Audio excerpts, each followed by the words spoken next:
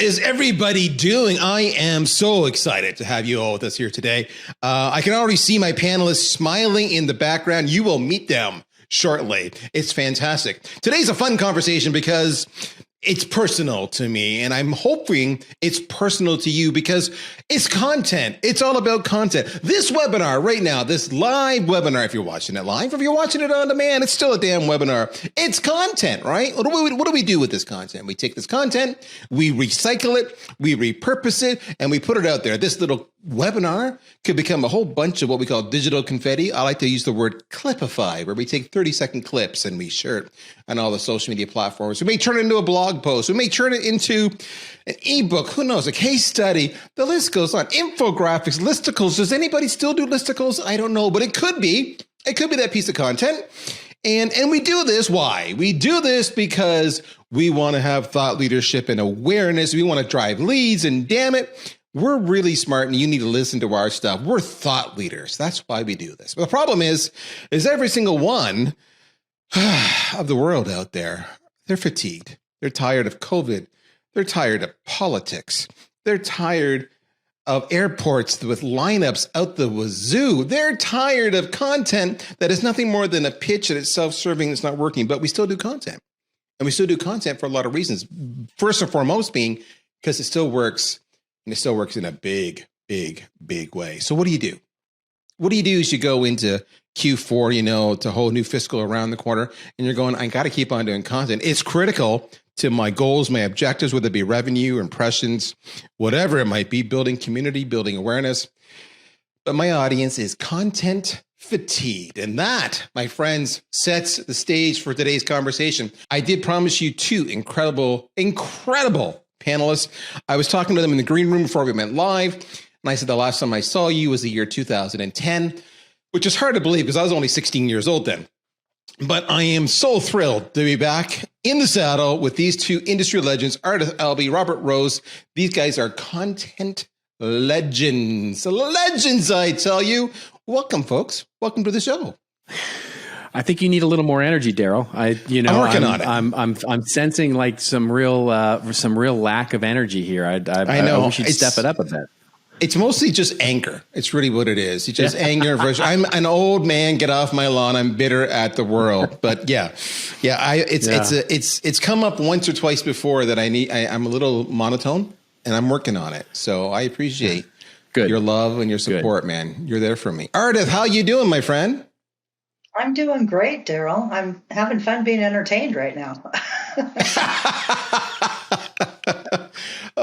Well, see, and that brings us to our next slide. So content, story time, and what I like to say are tall tales. So I have to ask you, I may have inferred that the three of us have been around for a period or two in this high-tech modern world that we live in, where marketing has evolved dramatically. I was on a show the other day. I was on a podcast, and the fellow was asking me, so what's changed, Daryl? What's changed? And I'm like, what's changed? I said, when I started, there was no internet. So like everything's changed for me. Like, I was doing print ads and direct mail. I was using bingo cards. My marketing was making a bomb for you boys and girls. That's not a B-O-M-B. That's a B-O-M, which is a bill of materials that you use when you actually create a piece of software that you put on a CD, and it's inside of a box, and you needed a bill of materials to know what to make in a box. That's what's changed. So that's my way of saying I've been around for a while. I think you two may have some tenure as well. What have you seen? If I could be so bold, what have you seen change in the last, say, 5 years on all things content related? What was your reaction when you saw the title about it being a fatigued world? Or just, talk to me about, the family, whatever you want to do. Over to you. Well, here, I'll start off with this, which is, I think the one thing that we've seen really change over the last 5 years is the level of fatigue over how much there is, right? So in other words, if even 5 years ago, which you could argue even 5 years ago, we were dealing with more and more and more, and the need for teams and marketing teams, especially, to produce more content than they ever have, so it's not just us that are fatigued, the listeners, the watchers, the consumers of content that are fatigued. We're all tired. We're all tired of more content. And this is especially true in the world of B2B, where we see, it's something we've maybe a little too cutely been calling the myth of the empowered business buyer, which is we have so much content now and everybody trying to check the box, every marketer, every sales enablement team trying to check a box that says, we've got you the reasons, we've got your visionary white paper, we've got your visionary memes, and we can talk about why you should change. And the buyer is just tired. They've got stacks and stacks, virtual stacks, of course, virtual stacks of research and reports. And now it's almost, there's never enough, right, to justify a purchase decision. So they are tired, not just of trying to find all the content, but all of the content that they have found never seems like it's enough because they have to justify this decision based on the amount, the sheer quantity of content that they've consumed. Yeah, it's almost you're overwhelming them and confusing them. But go ahead, Ardith. What's your thoughts?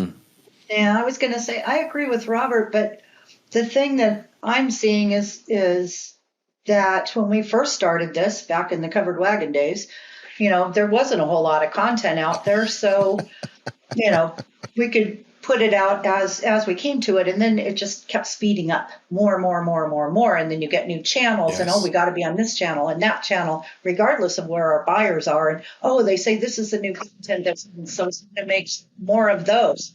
And the problem that I'm seeing is relevance, or lack thereof, I should say. And repeatedly, year after year, especially in all the research that gets done, especially the CMI research, one of the top challenges is engaging our buyers.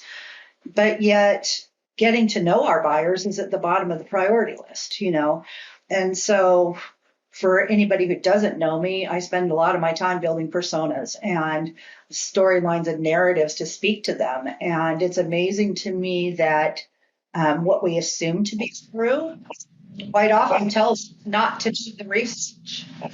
So, we think we know, and we don't know. I've seen more change in the last 2 years in our buyers than I've seen in the last 10.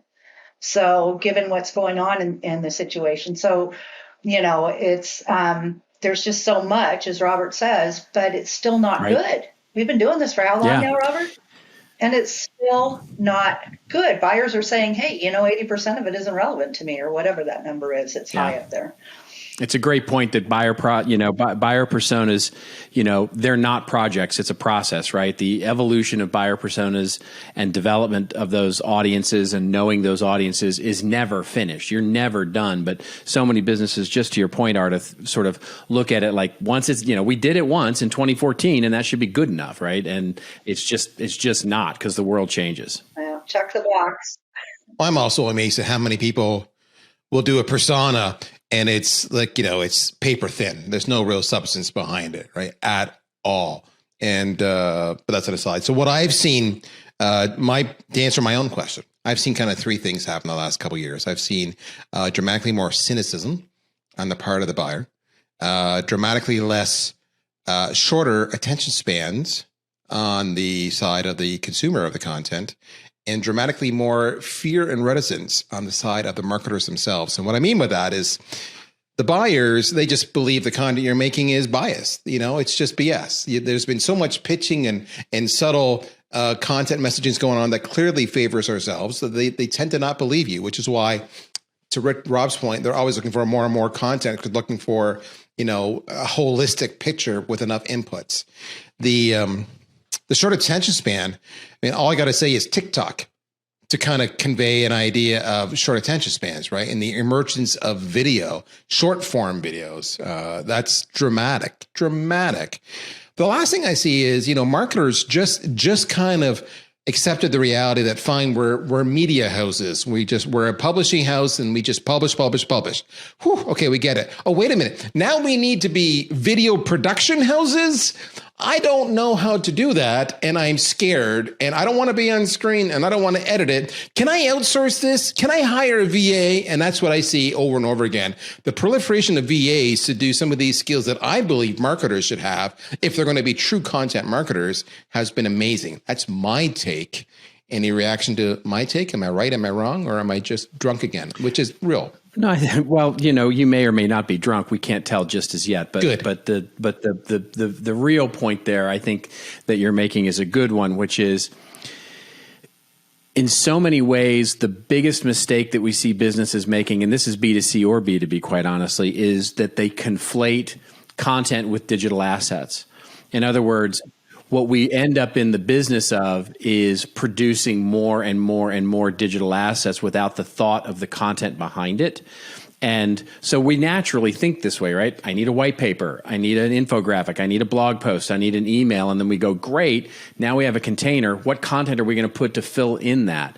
And where we're seeing businesses have real success is where they reverse that thinking and they say, hey, let's think about content, the story, the value that we want to deliver to an audience, and then think of all of it. I mean, you said it well at the beginning of this show, right? Is to say, hey, we're going to take this webinar and we're going to split it up into this and we're going to do it, repurpose it and reuse it into that. Most businesses don't think that way. They think immediately into content production. When we go in and do content audits, the immediate knee-jerk reaction from the CMO or the CEO is usually, we produce too much content. And when we go in and actually do the content audit, what we usually find is, no, you don't produce actually enough content, but you produce far too many digital assets. You're washing your in digital assets, and that's where your hang up and all of your bottlenecks are and all of that. It's not in great content; it's in how many assets you're creating. Right, and I take issue with the attention span thing a little bit. Because I believe if your content is relevant, they are going to pay attention. So much of it is not. That's why you see attention spans dropping. But the other thing that I want to say, too, is it's really easy for marketers to jump on a bandwagon, and video is the latest one. But quite often when I do personas, what I find is a lot of the customers I'm talking to say, hey, I don't have time. I'm busy, man. If I can't scan it and get what I need and move on, I don't have time to be held captive by a video.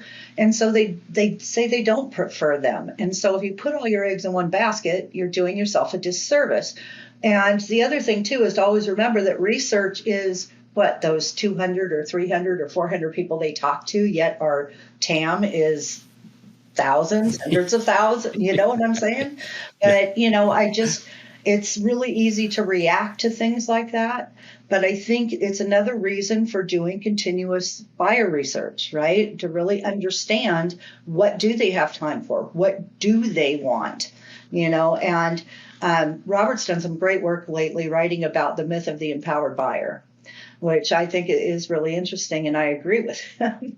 And so a lot of what we need to do is try to help more than sell, and help them build confidence. How many times has somebody actually bought a $2 million complex IT solution, at least with the technology the way it is today? I mean, think of the amount of stuff you have to learn, and so it's our job to help them do that and to talk about it in a way that makes sense to them. And that's different whether you're talking to, an IT person or the CFO or, whoever. And so it's really important to nail in what's relevant to them. Now, I love everything you just said. And we haven't even started the webinar yet, folks. We're just told you, we're just shooting the breeze here. The challenge with what you just said is, and I think every marketing leader out here feels this deep and intimately, is for me to measure so I understand what content resonates with which persona in the buying cycle based on market or channel or what have you, is that I need an actual rock solid, I need a rock solid RevOps organization with a strong attribution model in place so I can start to do that analysis so I understand what to use when. And most of us barely struggle staffing our content people, let alone doing that attribution. When you find somebody with a strong attribution model, would you just call me, because I've not seen it yet? I think this is a unicorn that, Yeah. Agreed. I totally agree. All right. We've done talking. Let's have some fun. That's the precursor. I love that this conversation is all happening live because it all ties in, ironically, to much of what we planned on talking about today. The genesis of today's conversation was actually speaking of content. So if you ever need proof that content works or doesn't work, well, it literally was a piece of content that we ourselves here at Agorapulse found, on the topic of content. And of course, it's not the first time finding it. It's the current 12th annual, and I'm sure a 13th annual is imminent, B2B content marketing benchmarks, budgets, and trends. And that was fundamentally us looking at this piece of content to understand how content's being consumed and used, et cetera, so that we can apply to our own marketing efforts and our own budgeting and our own staffing and everything else so that we can be successful. That was the catalyst that sparked this. And it sparked conversations around, yeah, but Daryl, people are tired of seeing content, very much like what we alluded to in some of our preamble. So on the screen here, you can see it. We've got a little bit.ly URL if you want to go and see it and knock yourself out, but it is at the contentmarketinginstitute.com. I'm sure you can find it on there if you go look for it, of which both Ardith and Robert have a little bit of association with this fine institution. So there you have it.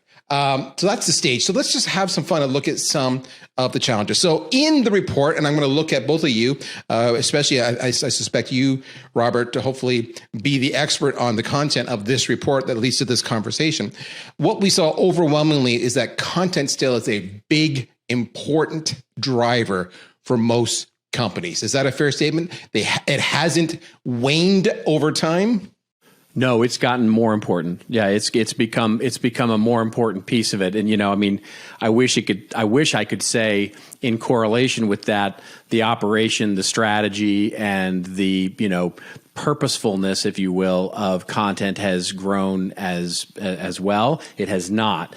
So I think when you start looking at that challenge of most content practitioners and businesses are feeling a little stressed and trying to do more with less and do all of these things, it is because the importance of it as a strategy, especially in I'm not sure we can officially say post-pandemic quite yet, but in a post-pandemic changed world, the idea of digital content experiences and their need to act as a proxy in so many ways for the physical experience that we used to be able to enjoy has put even more increased pressure on businesses to create more digital content-driven experiences.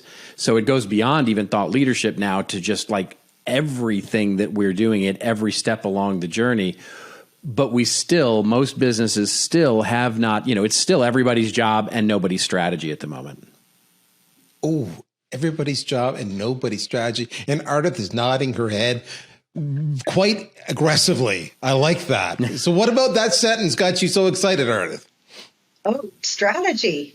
My God, where is it? Yeah. We should, send out the search and rescue team or something. Seriously, So why is it a problem? I know. I spent more time fighting the random acts of content thing, like Robert was saying earlier. Oh, we need a white paper.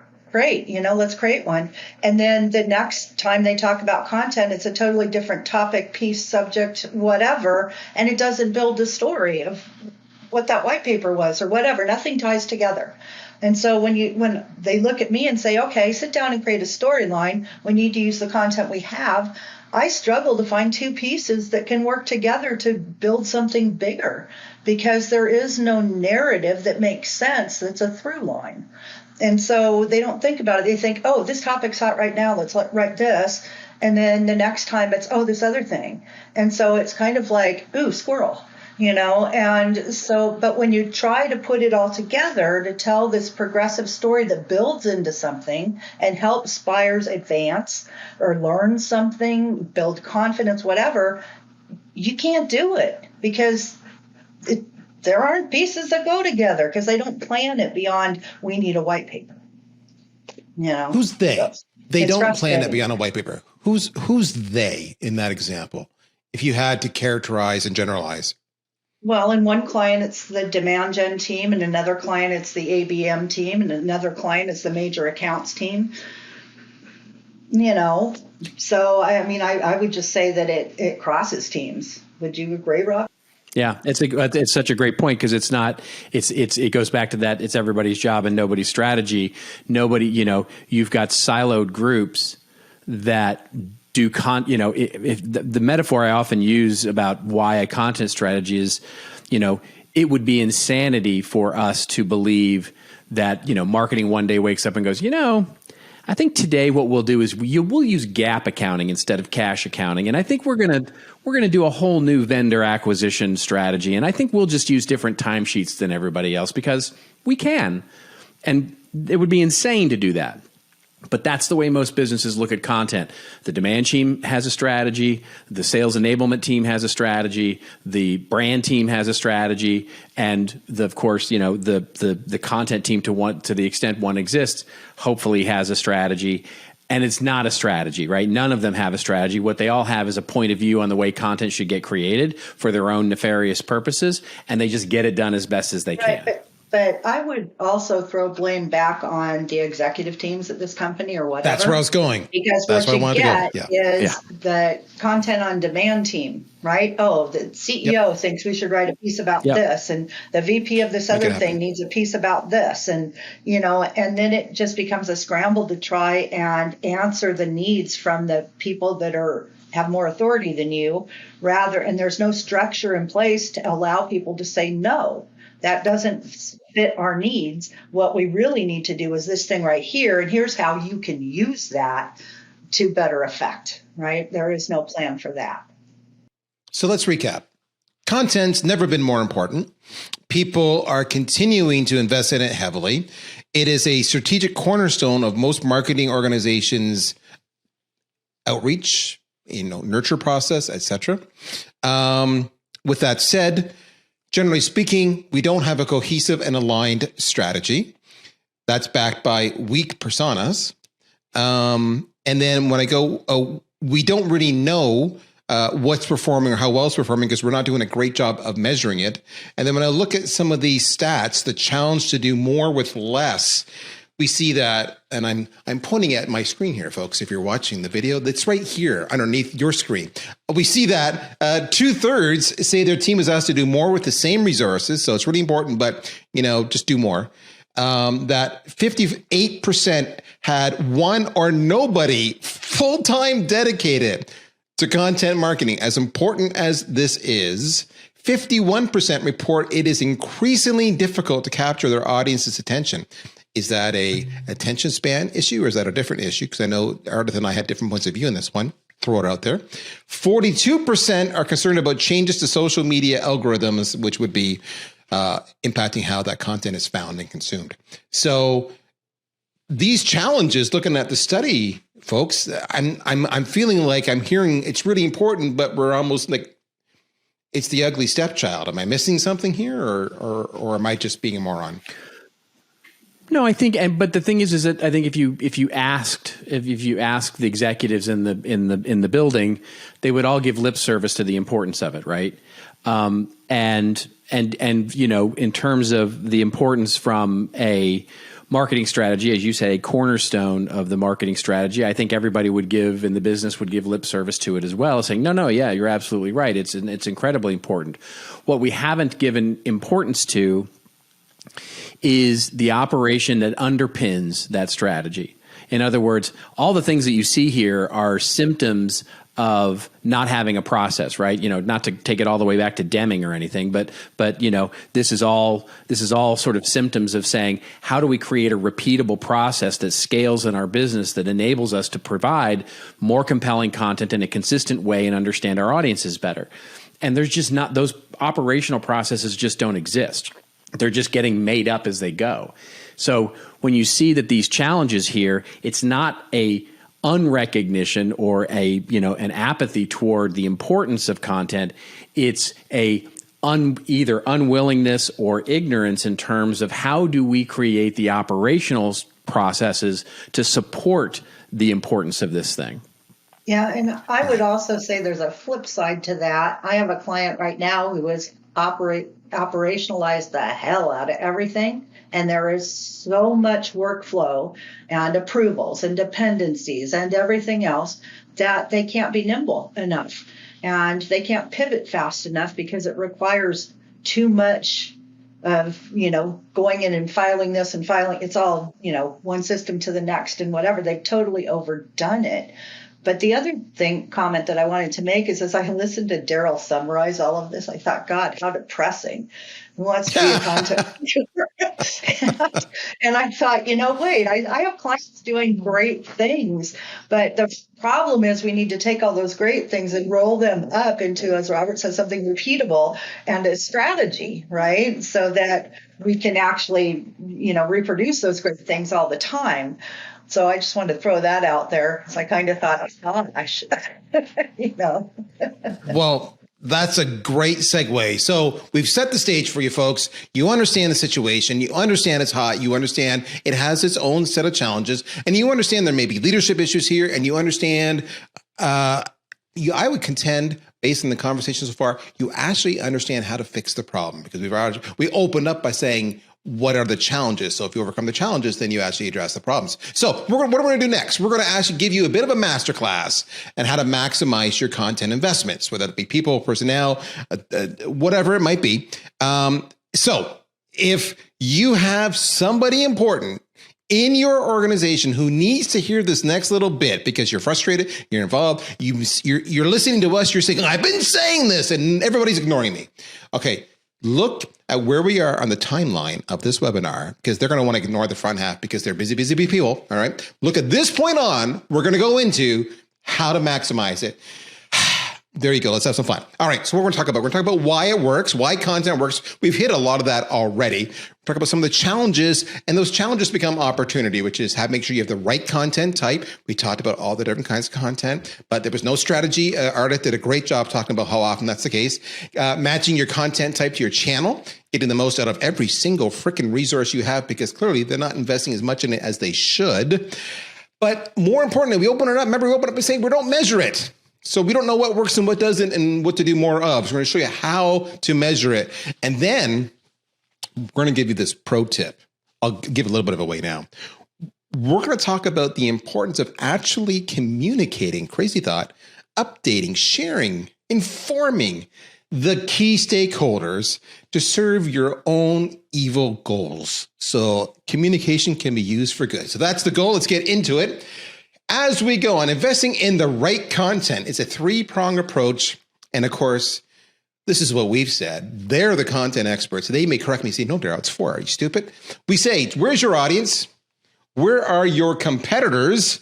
And what's your bandwidth? So right away, I love the question, where is your audience? That goes right back to what kind of you were saying, Art. I think we talked about personas, but what we didn't mention was ideal customer profile. I mean, I'm assuming that the two go together somewhat, understanding your audience. Is that a fair point? Absolutely. Yeah, personas have to roll up into your ICP. Right. So, and you guys were both saying that you often see this poorly done. I mean, I love Rob's point. It was last updated in the year 2014. So, how if I'm listening to this webinar right now, when was the last time my ICP and personas should have been updated? And if they haven't been, I should be in full-on panic. 3 months ago, 6 months ago, a year ago? When? Last month. Probably yesterday. Exactly. Oh, last month. So what would have happened last month? What would I have updated from the iteration prior to that? Well, look at it this way. And Robert made the point earlier, personas are not a project. They're an ongoing process, right? So once you've done the initial work, right, you have an understanding of your personas, you need to do 3, 4, 5 customer interviews every month or buyer interviews or whatever to see what's changing, and sometimes if you can't talk to a customer, you can listen to recorded sales calls at the very least. But you really need to, a sales call is different than the type of conversation you'd have, as a marketer trying to understand them, not sell them something quite often. But, you need to at least have some input every single, I would argue weekly if it's possible. But if you could get to monthly, at least quarterly, for God's sakes. But at the rate of change that I'm seeing, given people are afraid a recession is coming, we're coming out of COVID, supply chains may be untangling and maybe not. Now, OPEC's OPEC is going to cut oil production again, so gas prices are going to go. I mean, there's all kinds of things that your customers are having to deal with to keep their businesses running. That's going to impact the way they look at acquiring or buying anything else. And it may be that they were bound in intent to buy this, but now given the changes and what they need to do to manage their supply chain, they're going to buy this other thing over here. So if you are not keeping up with that, your content, you could be wasting a ton of money, resource, and attention on an audience that is no longer relevant right now. They may become relevant again in 6 months, but how are you going to know that? Right? So how do you continue to build demand and build pipe in an economy and a market that is shifting? So if I can use the word dramatically, all the time, change isn't going to go away. Yeah, I could not agree with that more. It is, the answer to the question is as often as life changes, right? And so, you might be able to make an argument that there are different industries, different products, services where the audience personas change at a different cadence. And so you can do them less or more frequently based on what it is you're offering into the marketplace. But the answer is all the time. It should change all the time. And if you are doing it and you're treating it like a process instead of a project, what you end up doing is incrementally changing. And so it's not redoing personas every day or every week or every month. It's actually evolving them over time. So you're only making small changes as the world, as the life of those personas change. And so the amount of work is not the same each time. It's actually it's more work to have to reboot them and reboot them every 6 months or once a year than it is to keep them current and keep them up to date and think about it as a process. Right. But one more thing that I'd add that I think is really interesting. The other thing we're seeing changing is who's actually involved, who's actually a buyer. And Gartner just came out with some research recently that said, if you're selling to IT, 80% of the buyers involved in an IT purchase now identify as line of business roles. So if you have your personas built around IT directors, for example, you might want to go look at that. Okay, so let's recap this. Powerful stuff here. So the answer about where is your audience starts with your personas. Rob and Ardith have nailed it, but this needs to be a constant iteration. I love that Rob said this is not a redo, which is why do we not update it? That's a lot of work. Holy smokes, that took us like forever last time. But if you're iterating on it, it's all you're doing. Ardith was brilliant when she brought up the idea of listening to customers or prospects, talking to them, whether you're listening to recordings or you're calling them up. Why? Simple example. One of the elements of a persona are what are the pain points? And Ardith talked about this. She talked about maybe, the introduction of OPEC and inflation and everything else. So imagine it was 9 months ago or 6 months ago, you last updated the personas and their issues would not have probably been budgetary, recessionary related, but now they are. Now they're like, I need to reduce my spend. I need a lower price point. I may need to go monthly instead of annual. I may need to consolidate. I may need to get rid of some elements altogether because it's about being proactive in case it gets worse in the recession. So we're very finance conscious, spend conscious. That's a very different persona. That's a very different message. But here's the one thing you need to understand. Where's your audience? When you do what Ardith and Rob have just said, I cannot emphasize this enough. They're going to give you jewels. They're going to give you nuggets. They're going to tell you stories. They're going to tell you what's going on. If you talk to your sales reps, the sales reps are going to say, I'm here. When we promote this feature, I get this objection all the time. So that customer, that sales rep are going to influence the kind of content you want to make because that content that they're talking about is the content that's going to convert much higher rate now. So that's why the persona is so essential to understanding where your audience is. Let me ask the audience question a different way. I like to ask, where does my audience hang out? Where does my target buyer hang out? Do they hang out in community? Do they hang out in, a Slack tribe, or they hang out on LinkedIn? Or do they don't hang out? Everything's done on email. So how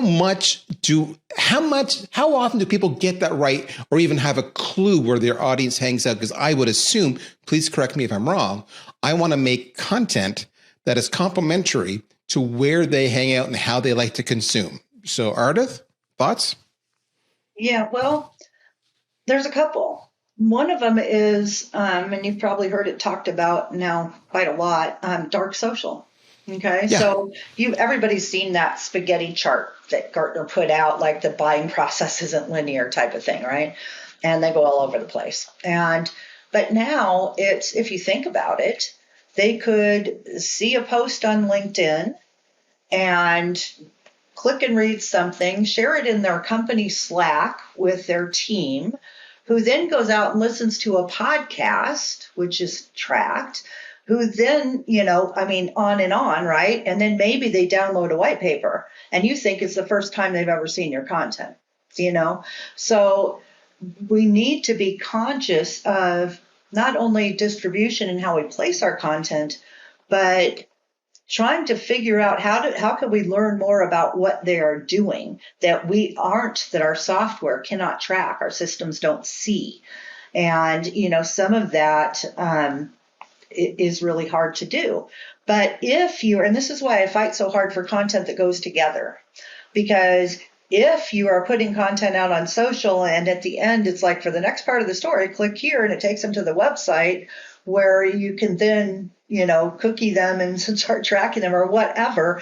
But if the content doesn't build the story you're telling, chances are they're going to ignore that link and go away. So we have to get smarter about this, right? We have more data than we know what to do with. We have systems everywhere. We have more channels than we know what to do with. And they're saying that buyers engage in at least 10 channels now. That's a lot, and spreading ourselves thin. But if we place our content strategically, but we also build the what's next, right, in ways that we can measure, then we have a fighting chance at starting to figure out what the heck's going on and what that buying process actually might consist of to some degree, right? We'll never get all of it. But if we don't have content that goes together, it's just random drive-by whatever, and good luck putting that together into something meaningful.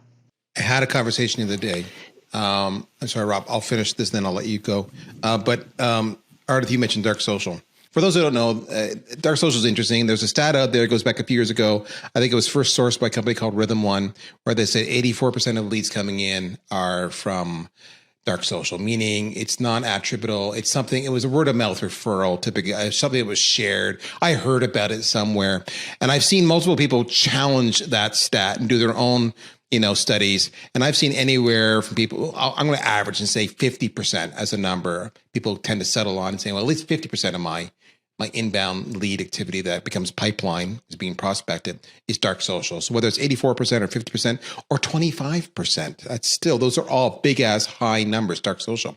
That's the power of content. People want to know what's the ROI sometimes in content. And to Ardith's point, often you can't measure it. You're putting it out there, hoping it'll be shared because it's good quality stuff and share worthy, right? Which is exactly the one point Ardith was getting on early on, was a lot of the content isn't that great, which is why she pushed back on me. She said, if it is great, then there is attention span. If it's not great, I would contend there's not. So that's the power of dark social. That's where my audience is, because remember, we opened it up and I said, I shared their cynicism.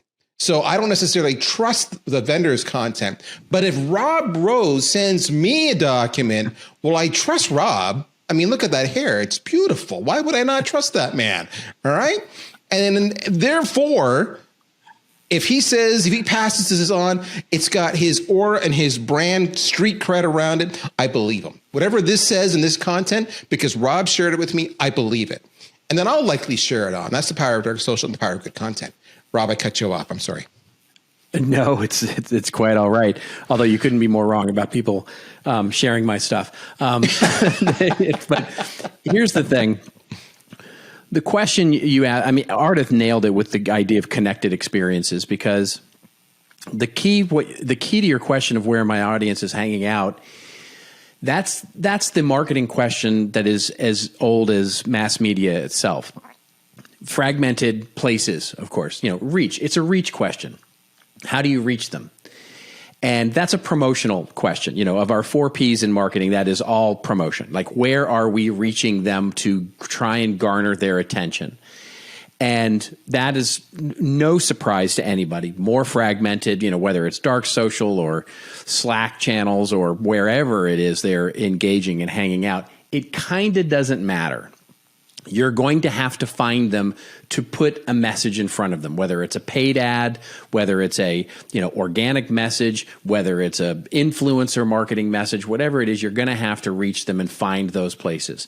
So that's having a good net, right? That's having a big net. The more important thing, in other words, it's more important than having a big net is having a strong magnet.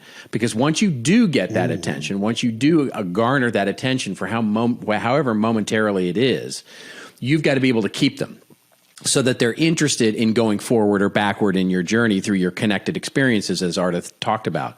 So if you can create fantastic, wonderful content that is a strong magnet, creating that center of gravity for what it is you're trying to accomplish with the customer journey, now reaching them will always be a bit of a crapshoot. It's always going to be difficult. It's always going to be trying, and you're testing and but all of that is literally in your promotion, but you've got to have that strong magnet in order to take advantage of that promotion.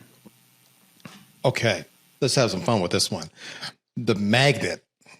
I'm smiling because there's so many ways I can go with that. You're right. It all starts with a strong magnet, right? It's and think of it this way, folks. What does a magnet do? It attracts fundamentally, right? It's a compelling, overwhelming attraction to what you're putting out there. It's a strong magnet. So let's go down this journey. You've done exactly what Rob and Arta have suggested. Now you've got this piece of content that's got a strong magnet, but now we're back to reach. We're back to promotion. It still needs to get out there. You still need to put it out there. And that comes with a little bit of the playing. I can put it on my website, blog post, ebook, whatever. I can do it as a piece of paid content on paid media. I could do it as just organic social. What's working? Well, we went to the studies, another piece of killer content. This one came from the State of Content Marketing 2022 Global Report by SEMrush, our good friends there. And this is what their stats say, which is top channels for content distribution and promotion. Social media organic was number 1, 69%, which I found interesting, as opposed to organic search, 44%, which is really interesting because a lot of people do content simply to put it on their site to get found, SEO. But you're seeing in this case, social media organic has got, at least according to this study, substantial more reach and effectiveness. And then we looked at the other part here, high performers, a different kind of content type. So let's say I'm going to go on social media or I'm going to send in an email, whatever it might be. Video was the biggest by far. Case studies, 16%. Video was 37%. So this, it's interesting. So is content, we haven't talked about this, is content an SEO play? We wait for them to find us and come to us? I mean, yes. But the reach part is the part I find interesting. Are you seeing social media and the role it's playing, like in this case, social media organic? This is new. Like to me, talking about difference from 2 years ago or 5 years ago, this platform, that reach, that channel did not have the pull it has today. Is that what you're seeing? Yes, no? I think it's a mixed bag here. When I see numbers like this, it makes me it makes me squint a little bit. Not because I don't believe the numbers necessarily, but because it's what's the definition behind the numbers. For example, very often YouTube is considered part of social media, organic social media. But let's all just be honest with each other. YouTube is not social media, right? It is a free, nobody goes to YouTube and goes, oh, let me read the comments, right? Let me read the comments on YouTube. That's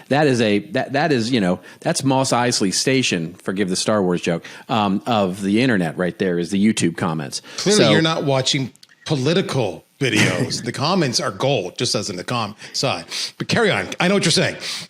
Yeah. Exactly.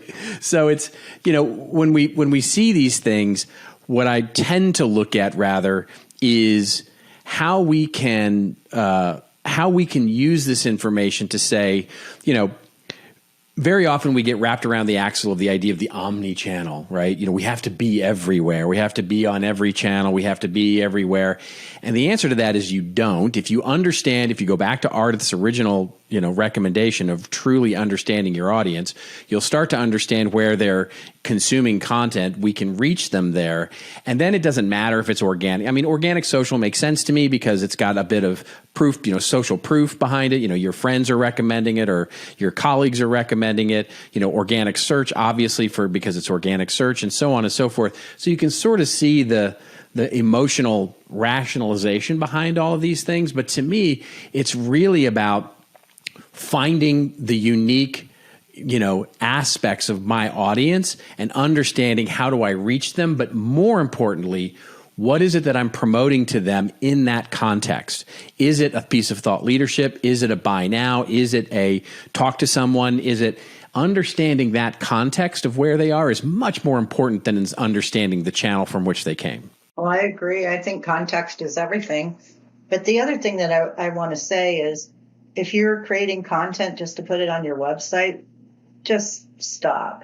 Stop. Right? Because it could be years before somebody finds it. You have to go out and promote your content. You have to distribute it. Unless you are IBM or, whatever, they're not going to come to you all the time, right? Unless they're specifically looking for something you do. So if you want to, get your content seen and engaged with, you have to go and put it in front of them. And, exactly. Hopefully you pull them back to your website. But I'll tell you, Daryl, you asked a question about what's different now today with social media. And I'll tell you, when I first started in social media back in, God, I hate to admit this, when was it? I want to say 2008, maybe, on Twitter, right? I built up 25,000 followers or whatever, not a huge amount, but I mean, it was really the channel that worked back then. Yeah. LinkedIn did nothing for me. Now, I hardly go to Twitter. I spend most of my time on LinkedIn because that's exactly what's working for me now and where people are participating, and I'm getting a lot more traction on LinkedIn. And so are my clients. I have one client that I'm working on their social, which I don't do very often, but we took them from start to now, a little over a year later, we're coming up on 10,000 followers. We produce over 75,000 impressions a month, which is pretty good for a tech company in a kind of an obscure technology.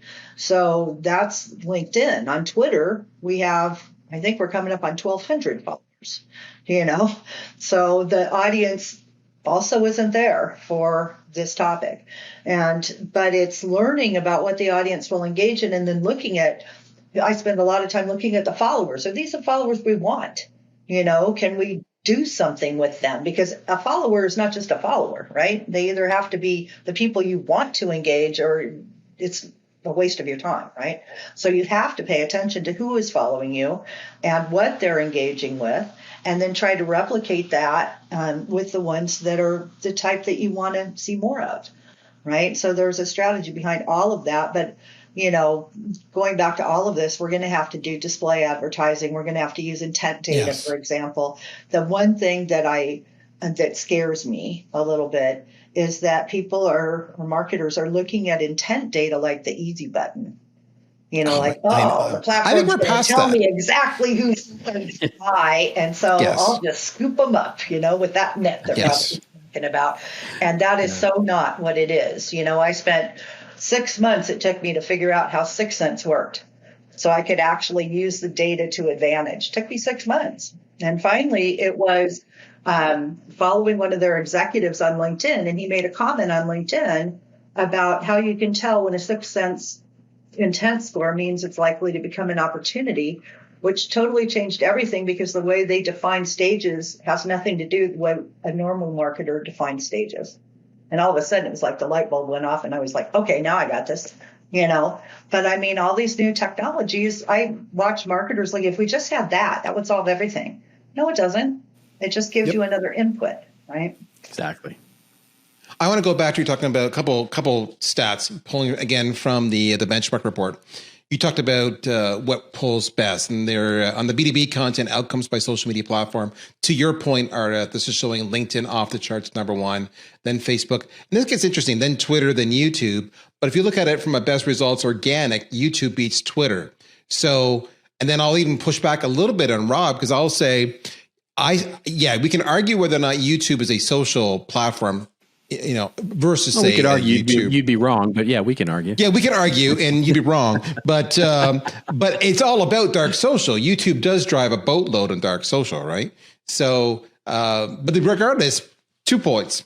LinkedIn, pulling something fierce to your point. Second metric I want to pull was measuring performance to maximize outcomes here.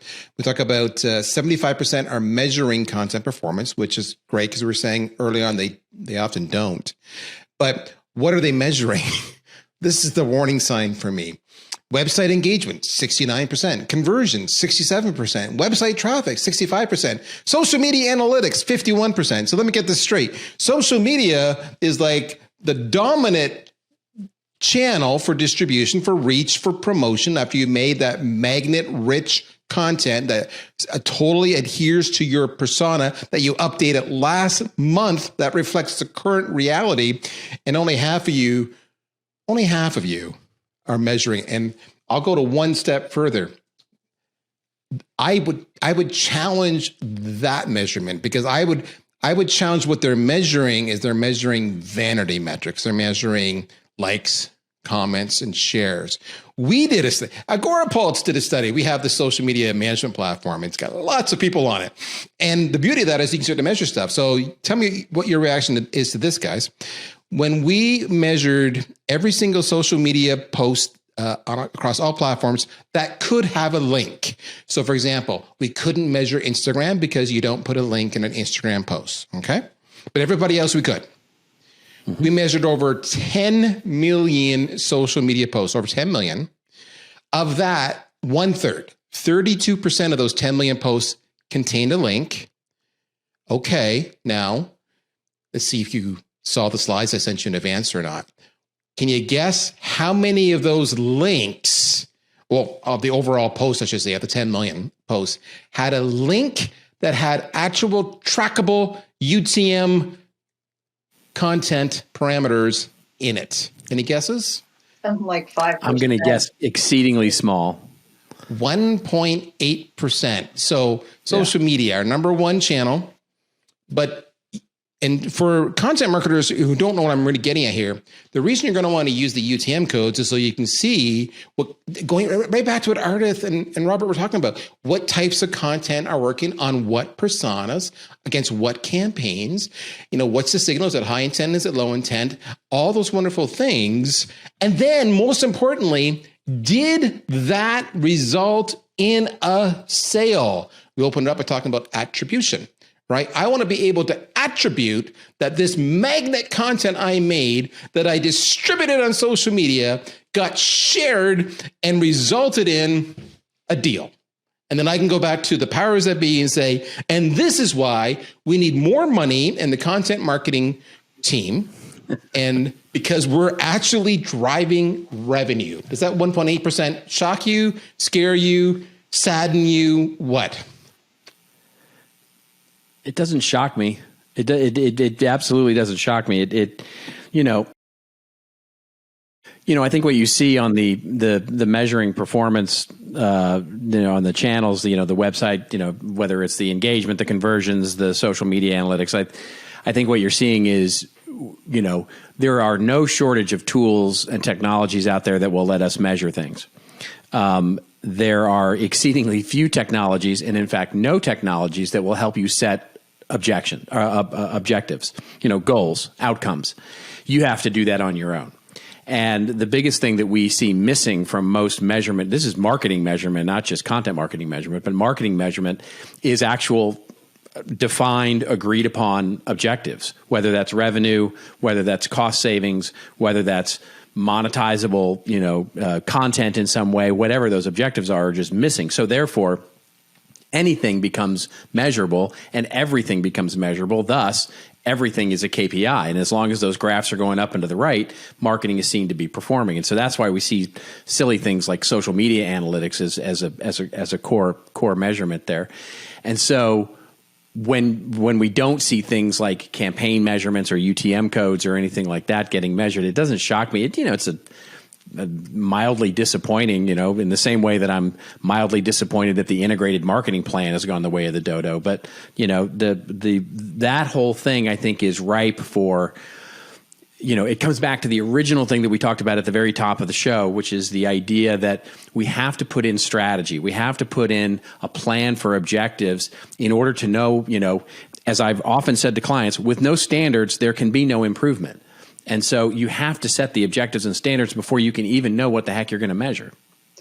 Well, I agree, but there's a number of things that have gotten even more difficult lately, and a lot of it is about marketing earning a valid seat at the table, because the measurements that we provide to our executive teams, just, like, let me take a nap.